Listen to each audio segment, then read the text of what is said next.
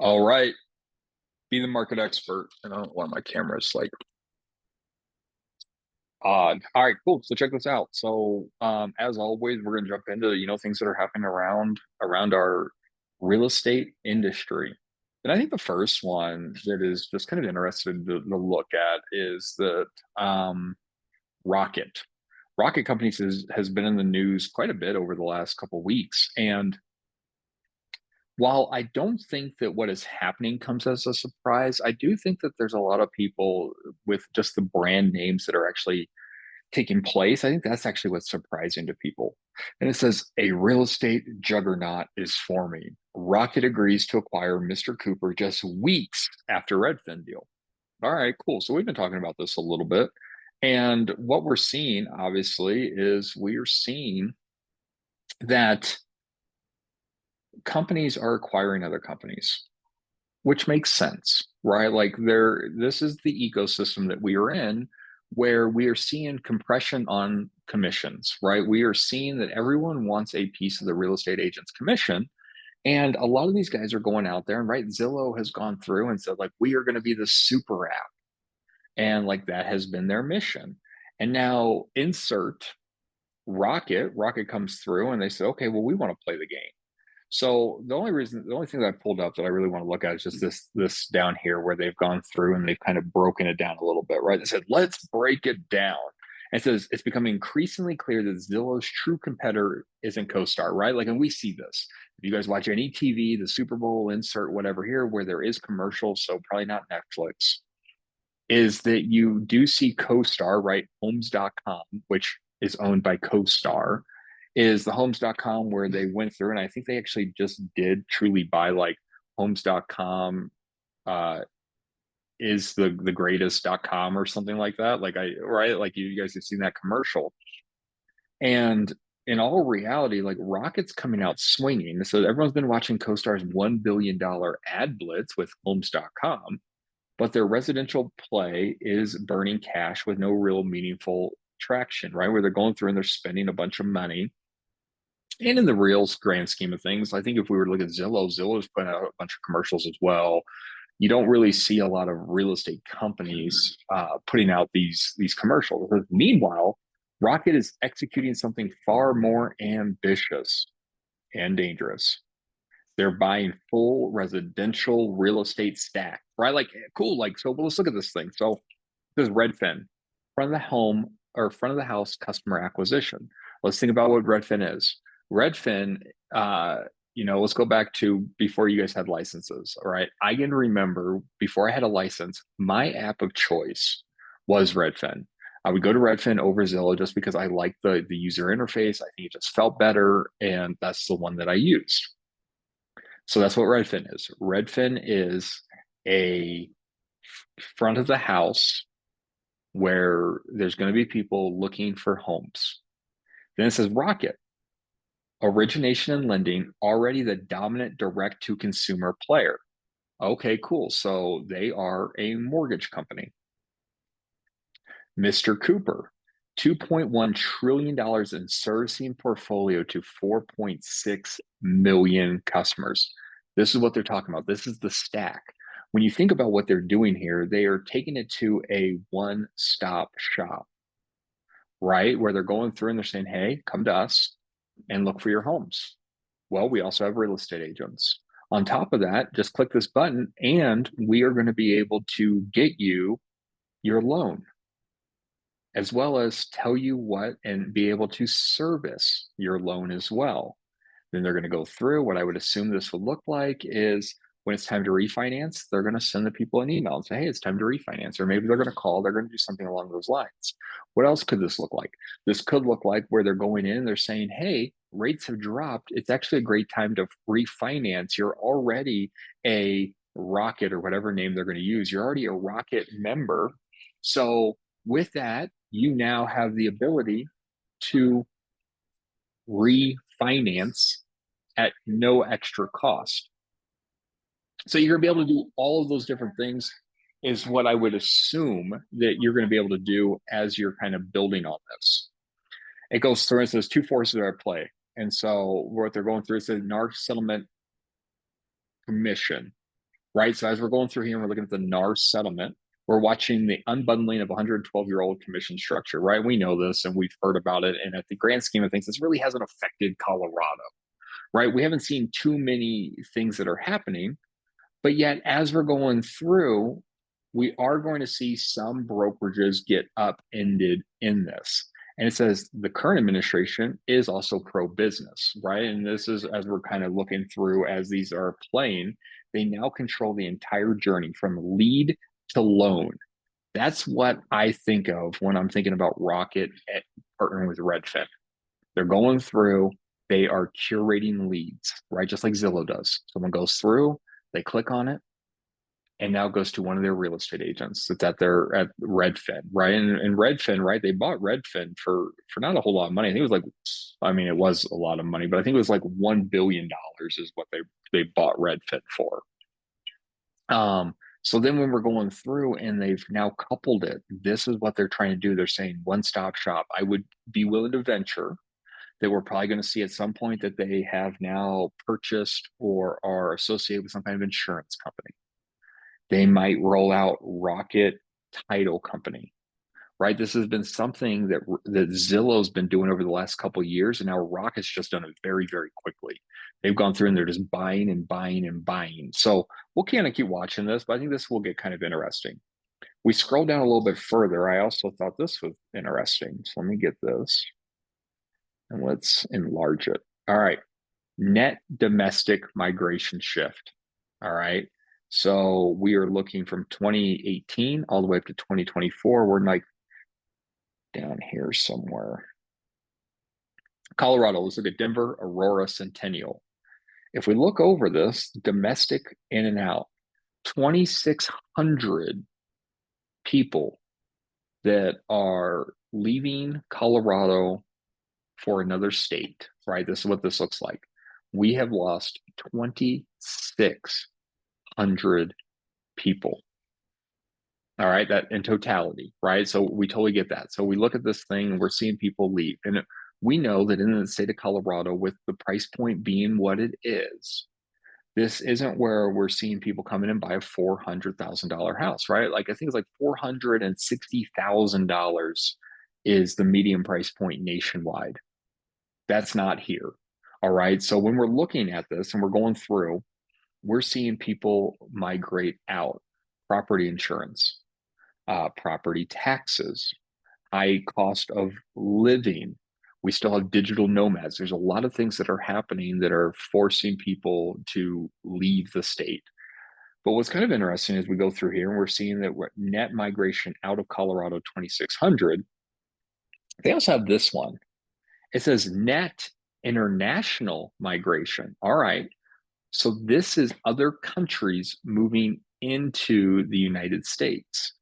And so if we go through here and we look for Colorado again, here we are, Denver, Aurora, Centennial, 22,753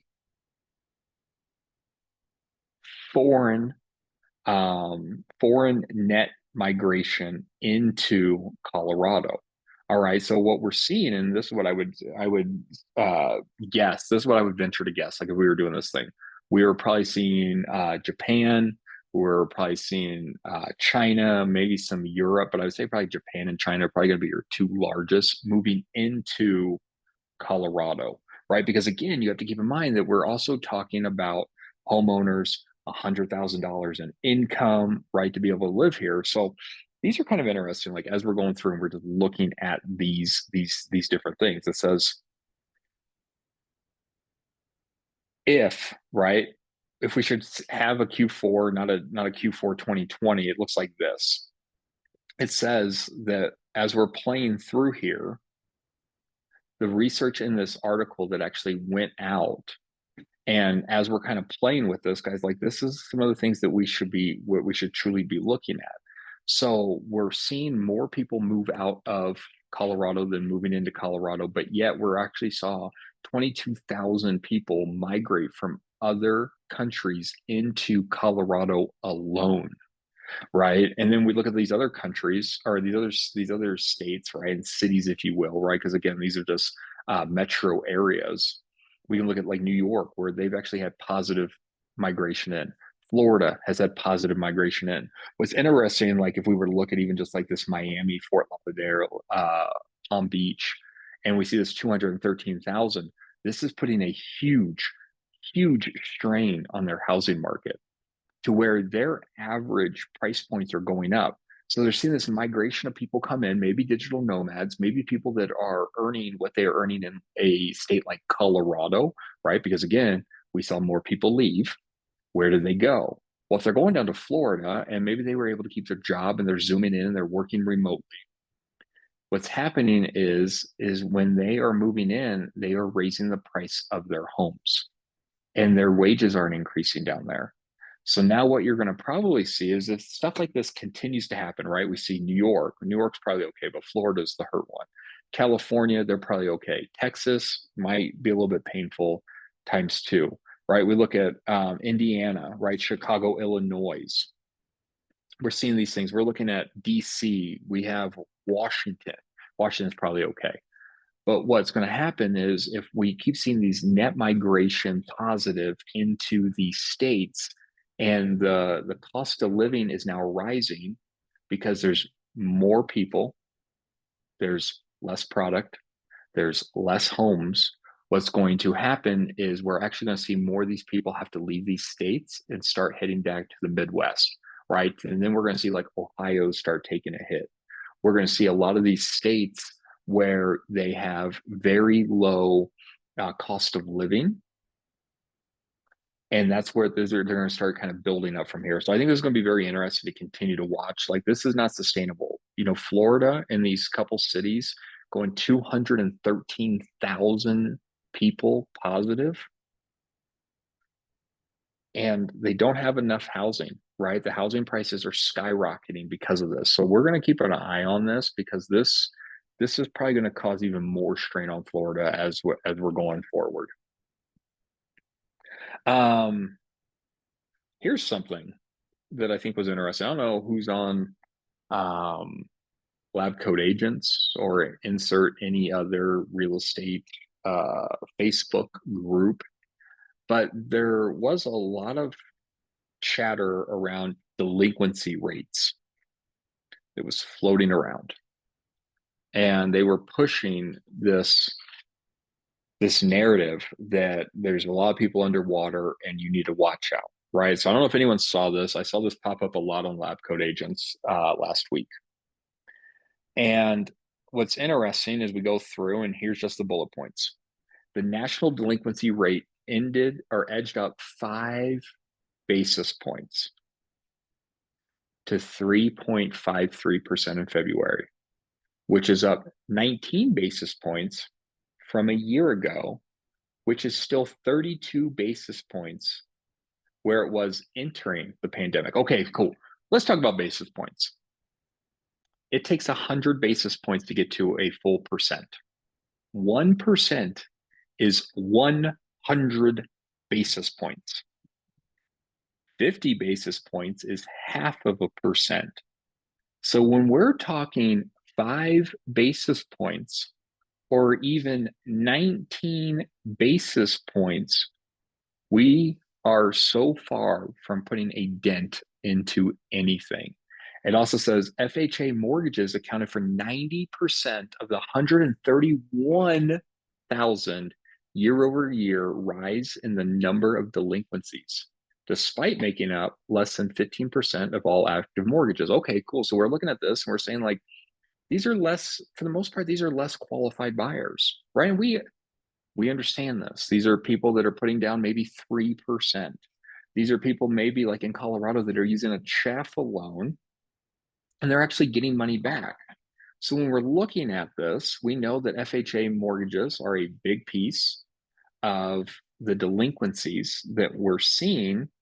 And at the end of the day, banks are not in the real estate game, right? As far as real estate sales, they're not looking to foreclose on homes. While I know that we saw this back in the 2006 time period, they're not looking to do that. We have forbearances, we have other things happening. But then the next bullet point says 4,100 homeowners in LA are now past due as a result to the wildfires.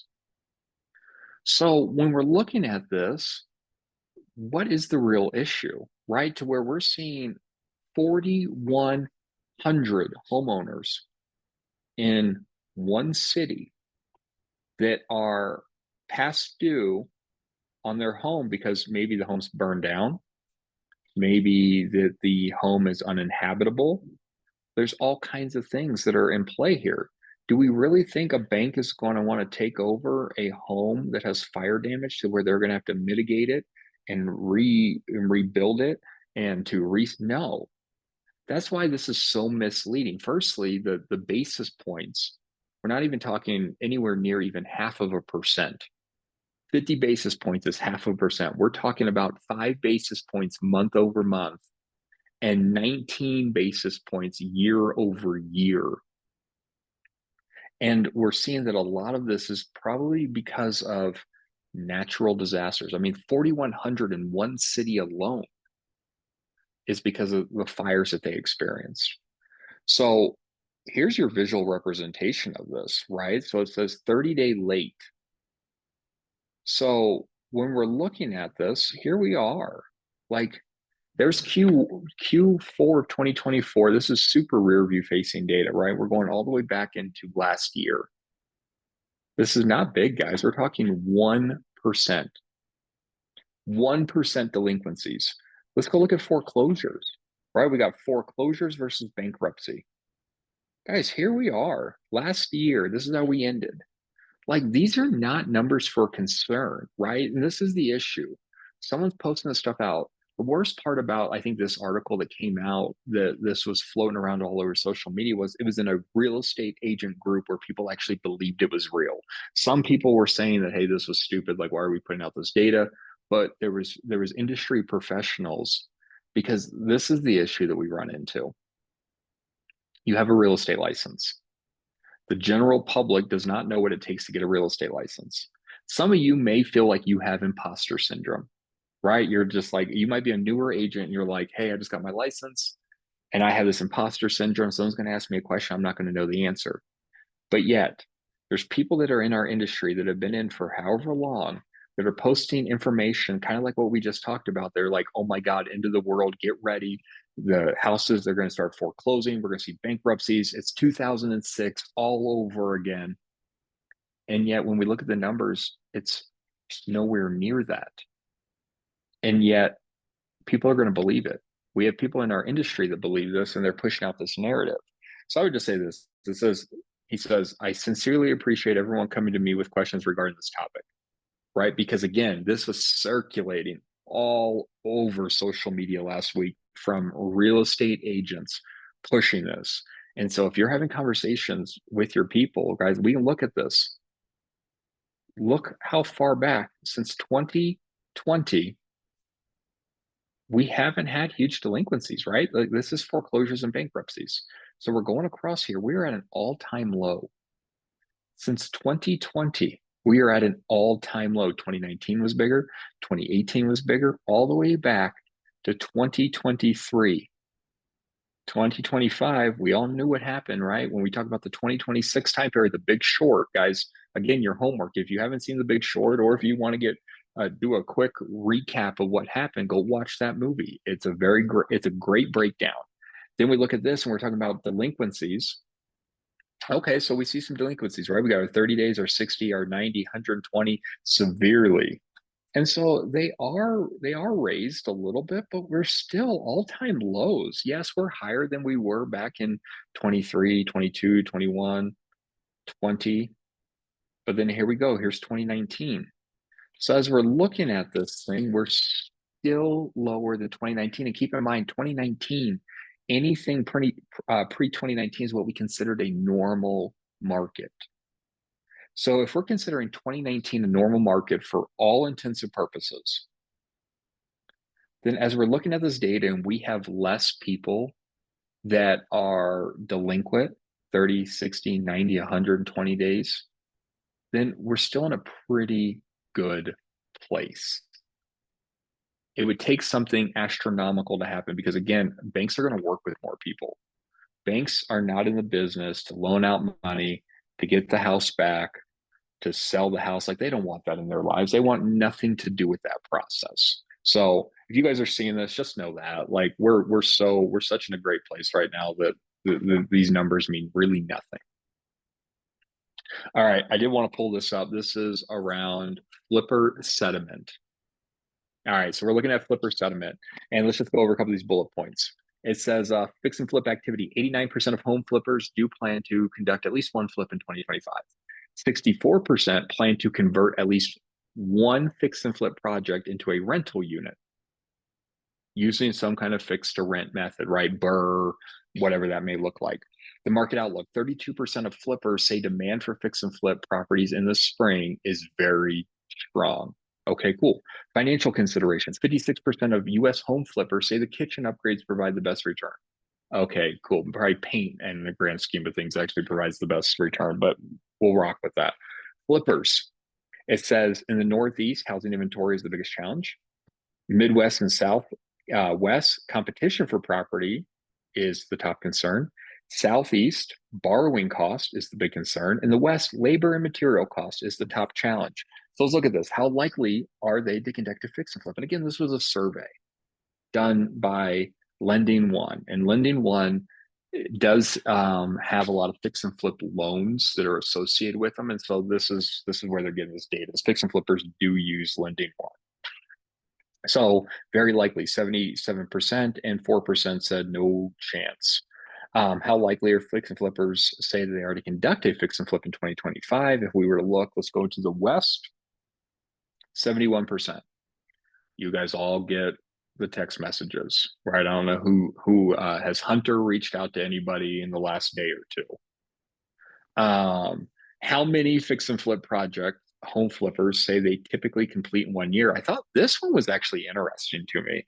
When I looked at this one, most fix and flippers are doing 1 to 3 deals, which I thought was very interesting. Like, again, we're going through, and these are people that are using hard money through Lending One. So it probably makes sense that they're not like huge repeat buyers with a lot of cash flow. Where 13% were doing 10 or more. I actually did think that was an interesting statistic. How many fix and flip projects home flippers say they're going to typically complete in 1 year? The Midwest says, again, 53% says 1 to 3, where 24% says they're going to do 4 to 6. Typical timeline, 4 to 6 months. I would say that that's where everyone wants to live, because once you hit that 6-month mark, that's when you're actually paying more in fees back to the bank. That's when they say, hey, we actually want more money from you for every extra month. So when I see something like this doesn't surprise me, this 4 to 6 months. I would say most people want to live within 3. When you live in this space right here, this 7 plus, that's when they start charging pretty significant fees to where it really eats into your margin. Again, here's the West, 15% says less than 3 months, 4 to 6. This is pretty much where people try to live. The renovations, they're saying the kitchen, then cosmetic, exteriors, whatever. So this thing goes on and on. I did think this was kind of interesting. So if you guys want to take a look at that, it's in your chat. But let's go look and see what Logan has to say. And he leaves this thing off by saying, how much lower can mortgage rates go with all of this drama? It says mortgage rates have been trending downward since January 14th. Guys, this is a huge plus, right? Like at the end of the day, we want to see it go down or stay flat. We don't want to see it go up. And we really don't want it to go on the roller coaster and spike up and down, up and down. That's what scares people. Contrary to expectations surrounding the trade war and inflation concerns. Yeah, guys, like you guys can't get around the news right now without them saying like trade war issues, all this bad stuff happening, right? This decline has positively impacted purchase application data, which we'll talk about because he has this slide for it. And it says, as we anticipate what might happen with tariffs on April 2nd, tomorrow, President Trump is calling for Liberation Day. And it raises an important question about how much further mortgage rates might actually decrease. Mainly at the Federal Reserve and other entities express renewal concerns about inflation. Now, here's the thing. I think this is what's very, very important. because I know that Mitch has made a couple comments, and I've probably made a couple comments as well. And I think that we all have to keep in mind this. The President of the United States does not control the Fed. The President of the United States is not the boss of the Fed. All the President of the United States that can do is be verbally outward on their opinion on what the Fed should do. And currently, we have an administration that is very vocal, right? And I think we can all get behind that statement. We have an administration that is very, very vocal. I'll put double very on there. And so, in their minds, in the current administration's mind, is that while we don't directly control the Fed and we cannot make the Fed drop rates, what we can do is point fingers at the Fed and said, hey, I think it'd be a great idea if the Fed dropped rates, and they refuse to do it. And they can keep pointing it until there's public outcry and they get pushed to do something. So that's what's happening right now. We have an administration that says, hey, we should lower rates. We have a Fed that says, we're not going to lower rates. Now, if enough concerned people come together from all these different groups and say, hey, Fed, you need to make this happen, there might be enough pushing and loud voices to where they might actually act. And that's what I want to say about that. So we're not going to look about 10-year yields or mortgage spreads, but let's talk about purchase application data. Guys, look at this thing. Here's your visual representation of this. We are above 2024, still below 2023, but yet this is it. What we need to keep in mind is there are people, your consumers, your buyers, the people in your ecosystem that are raising their hand and they are reaching out to lenders. And you have to ask yourself, do I know about it? As the real estate economist of choice for your sphere, for your people, is anyone going around your back and getting and talking to a lender, or are you a part of the process? Because this is what we're seeing, guys. The numbers are going up. People are reaching out to figure out what they qualify for. And I think that we've seen this in the past, and we've had these conversations, right? To where interest rates are high. We get that. We all get that. And yet, here's the thing. There's still people that need to buy and sell real estate. There's still people that believe that real estate is going to increase in value. I'm one of those people. Like, real estate is still the American dream. People still need a shelter, right? Like, that's one of the basic human needs. We need shelter. And so people are going to continue to buy and sell. There's going to be life events that happen.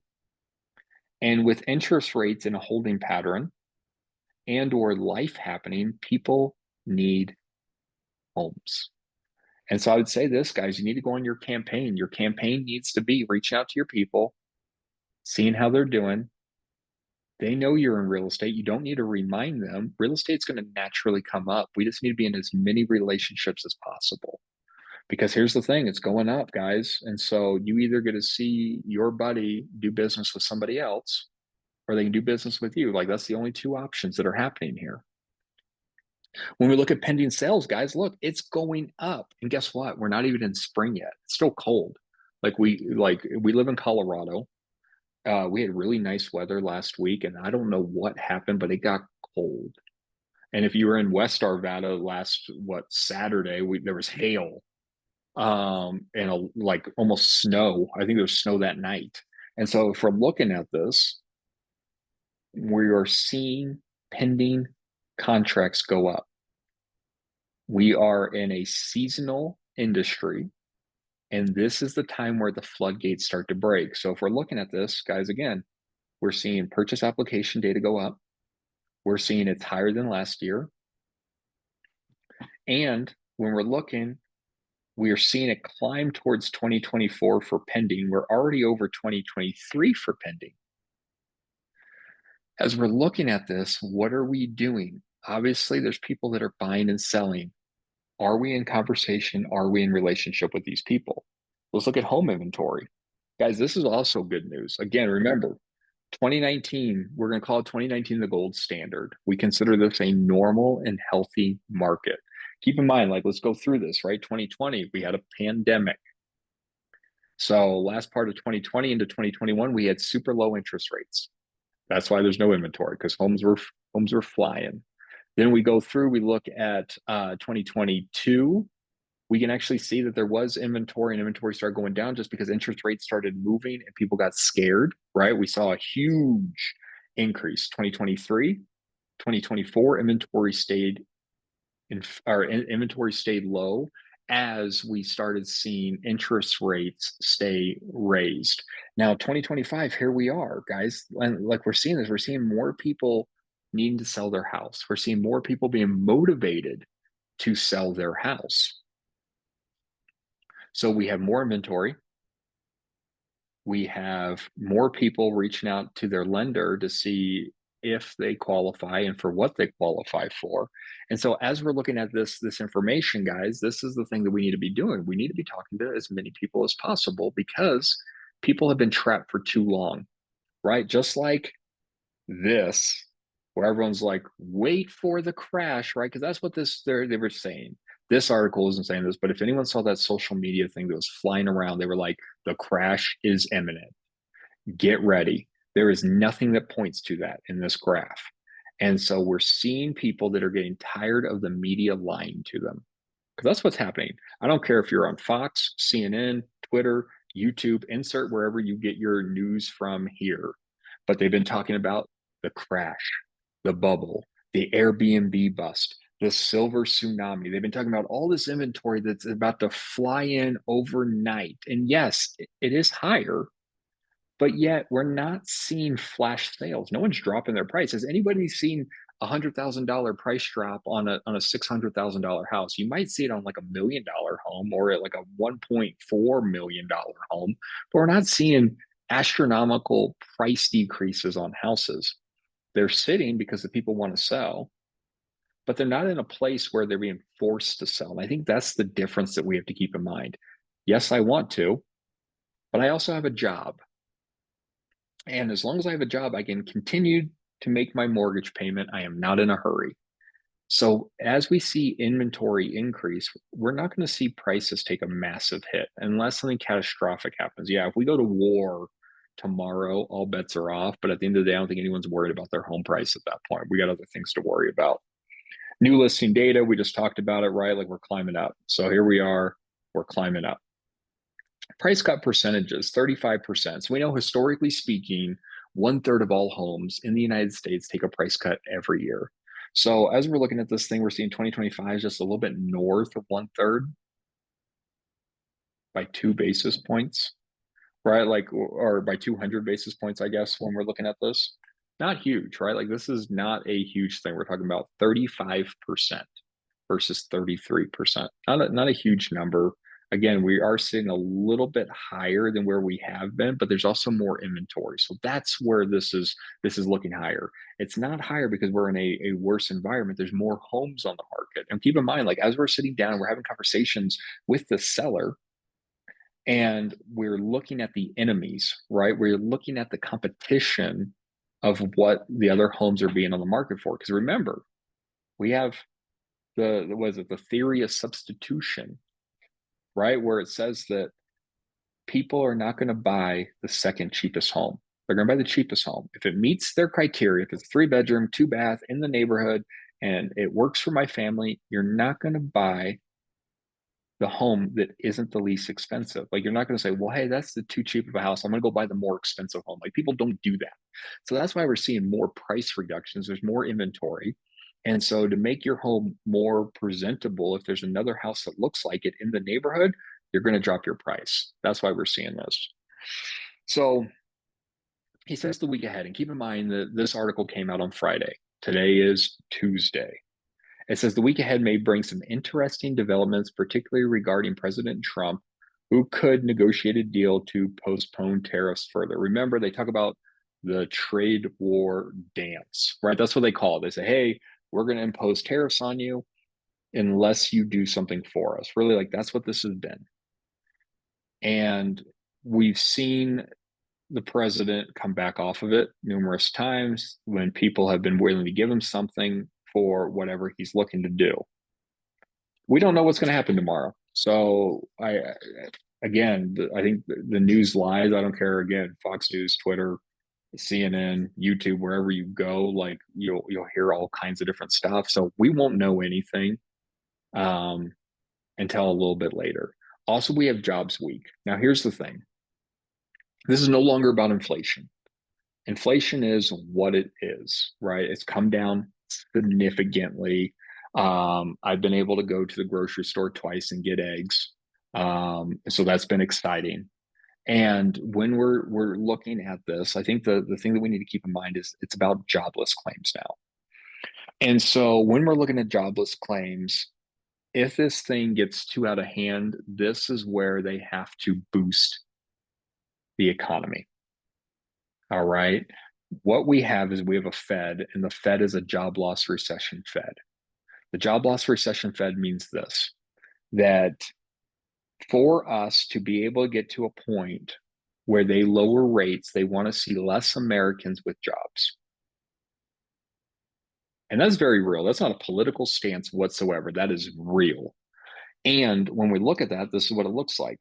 They say that if Americans have jobs, that means Americans have money. And here's the thing, go look in all of your Amazon carts right now, what you have on the way. And they're saying that is a broad brush across the United States, right? We have the highest credit card debt that we've ever had. And so Americans have a job and they're like, we'll figure out how to pay it later. We got money. And so if less people have jobs, then the theory is that they stop spending money. Well, then how do you stimulate the economy? If there's less people with jobs and the people that still have jobs aren't going to be spending more, most likely, they're going to probably continue on their spending habits they already have, unless they get a pay increase. So what they have to do is they have to drop the cost of money. Now we're disproportionately impacted with that, right? We deal in the highest ticket price item that most Americans purchase, real estate, especially here in Colorado, $600,000 price point. So when you put the cost of money for a $600,000 price point, we're disproportionately affected unless people buy. Now, again, when people are going on Amazon or Temu, I don't know if anyone goes on Temu, I see it pop up on my Facebook. But when we're going through, I think I said my Facebook, not the Facebook. So when you're going through and you're looking at this, we are seeing less people spend money, and when jobless claims start to rise, this is when we'll see the Fed actually start cutting rates. There is speculation that we have maybe one, maybe two cuts on the horizon, and I think it's next month that we're slated for this. So we'll keep in mind and we'll see what happens. Now, if this number spikes, which I don't know if anyone's really predicting that it's going to happen, but if this number spikes and they call it a crack, a significant crack to where it's like, oh my God, where did all these people go in the labor force? Then the Fed would have a knee-jerk reaction and they would do something with the rates. And it says we have several significant events, right? So we're going to keep monitoring the bond market, various economic data from the Fed president, plus Jay Powell. And that's all coming out on Friday. So it says, get your popcorn ready, because this is the thing, guys. Like, this is the only thing that we're watching. When the Fed says something and they signal one way or the other, we actually see the stock markets move. Same thing with the current administration. When the current administration says something, we see the bond markets move, right? We actually see these things happening. But let's look at interest rates. Guys, this is a good sign. Here's 1 month. Guys, this is pretty flat. This is what we want to see. This is why your people are raising their hand. And if we look at 3 months, if we look at the first quarter of 2025, they've gone down. Guys, this is a great time to be in real estate. It really is, right? You have the commission lawsuit, which didn't truly hurt Colorado. I think if anything, it did us a favor. You have so much power to negotiate so many things in the real estate contract now. It is awesome. You have the ability to negotiate your commission. You have the ability to negotiate concessions. Like, you are so in the driver's seat right now with interest rates going down and more people that have been sitting on the fence that are tired, like their butt is sore from sitting on the fence post and they are ready to jump off of that fence and to get into the real estate. Like, you are the gatekeeper, you are the driver of all of that. Now, this is what I would caution everyone. let's say the jobless claims do go up. Let's just play out that scenario. I don't have a crystal ball, but let's say jobless claims do go up and the Fed does some rate cuts. Knee-jerk reaction. They got to drop. They got to drop rates. I do think that we get in a situation where concessions start to kind of go away. And if the sellers get back into the driver's seat, which I don't think they really are right now, there's pockets, yes. But if sellers get back into the driver's seat, I do also think that commissions potentially could go down as well. So then you have concessions for your buyer client that they're not going to get to be able to buy down loans. They might not be as apt to pay a full buyer commission that you may expect to get paid. And so while we're not going out and we're not going to go push the message, hey, it's time to buy before you lose buying power, we still should have some conversations with our clients about what we could be seeing as far as concessions go and buyers and sellers willing to come to the table and to kind of meet and have the conversations. Real quickly, let's just fly through our VATA. But if we're looking at this, your median price 737, so it has gone up, right? It's gone up, and now it's kind of slowing, coming down a little bit. Average days on market 93, guys. We can see this. We're seeing days on market go down. Both average and median days on market are going down. Now, again, if we were to look at this average days, there's going to be a correlation, right? We see 93 days, and we also see price decreases at 36%. This is telling me that we're overpricing homes. We're sitting down, we're having a conversation with the seller. We obviously didn't prepare a CMA or figure out what their motivation is, and they've priced it too high, and now they're chasing the market down 36%. Price increases 0. I find that interesting, right? And again, increases don't excite me. This isn't someone's raising the price on their home. These are new builds. So what this is saying, again, say triple lot 2, which is where the brokerage is located. But we're saying that there's no new builds that have gone into a phase change from like phase 2, phase 3, phase 4. So maybe something has slowed down here and or they sold through all their inventory. That's the only two things that could possibly be going on with 0%. Relisted, we've seen 5% of homes fall out of market and get relisted. Inventory, they're giving it a score of 22. We're seeing our median rent is $3,000 right now. So they're saying that, hey, it's still a seller's market. It's just not as awesome as a seller's market as it was in February. So I would leave you guys with this. Like, as we're going through, we need to be having more conversations. And there's going to be people that have seen data that is contrary to this because, again, it's floating through social media and it has people that are, with real estate in their title pushing the narrative, which is super unfortunate. We're actually seeing fix and flippers that are saying like, hey, like if I can get my hands on some deals, I'd actually do a fix and flip. It's just kind of hard right now. And then we're looking at this and we're seeing that, hey, there's more inventory. And there is more people reaching out to the lenders right now to figure out what they qualify for. And it's truly driven by this.